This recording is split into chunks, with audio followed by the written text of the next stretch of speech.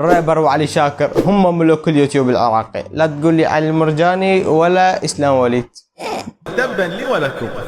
تبا لك ولأمثالك. ابو علي الشيباني يقول يوم القيامة البارحة الساعة 4 العصر. ونعل على والدك يا ابو علي الشيباني يا كلب يا ابن الكلب. تم تأجيل يوم القيامة لخاطر طلاب السادس. هلو عليك وعلى معلمك، وهذا معلمك ابو علي الشيباني. هلا ويا ود اللي راح يشوف ميمزات العراقية ويلا ليتس جو. صاحبي شاف بطاقتي الامتحانية وعرف اسم امي، هو كل شوية قدام الطلاب ها ابن الاوادم ها ابن لك ها ابن مريم. ميس العراق وصل يا حارة اول منو ميس العراق هذا؟ سجاد قاسم هو ميس العراق حبيبي. نعم يا ولد دقيقة هذا اسمه سجاد قاسم لو لا والله يمكن اسمه بيك قاسم ما ادري. سجاد يا ولد نشوف. من اريد اطلع من المدرسة انواع المراقبين اطلع ولا يهمك حبيبي اصبر خل اطلع وياك. اذا تطلع اودي اسمك للمدير. طاح حظك والله يا ولد. هذا المراقب فتغثيث هو هذا اللي يجيب العودة من الادارة هو هذا. تبا لك ولأمثالك. اتذكر يا ولد انا مرة جبت العودة من الادارة وانا انكتلت فيها.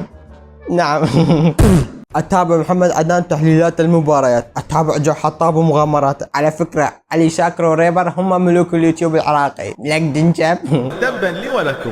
رايح اشوف بيت جدي واسلم عليهم. جدي كل ربع ساعة. ولك انت ياهو. ياهو انت. سوق انتقالات برشلونة. جاي اسوي؟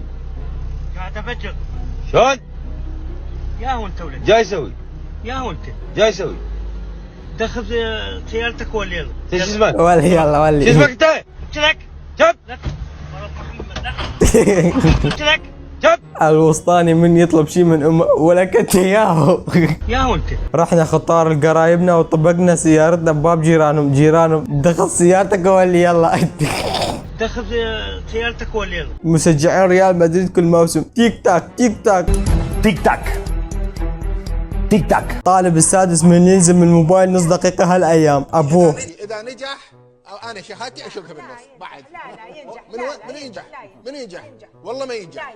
والله ما ينجح ورب الخلق دي ما ينجح. قافل هذا والله ما ينجح. هذا لو نجحت في الوجه. طالب السادس لا اكيد وزارة التربية راح تراعي ظروف وتجيب لنا اسئلة سهلة وتنجحنا كلها. وزارة التربية طب شق بالنص. طالب سادس لا عرفه ولا يعرفني دا يمشي بامان الله اني بدون سبب. اللهم لا شي مات يابا. مات. من اشوف جماعتي السرسرية يدعون قبل الامتحان. مثل هؤلاء كمثل الرقاصة اللي قبل تطلع المسرح يا رب وفقني أهز كويس. يا رب اهز كويس. يا رب أسألك أن أؤدي واجبي وإتقاني في العمل. بس لو ادري شلون قدروا يلزمون ضحكتهم.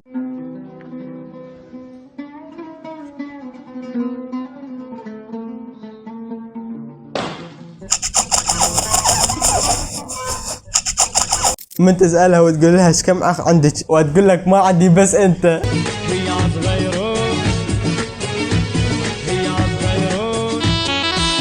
المهم يا ود بس هذا فيديو اليوم ان شاء الله يعني عجبكم يعني. يلا اشوفكم المقطع الجاي. بيس.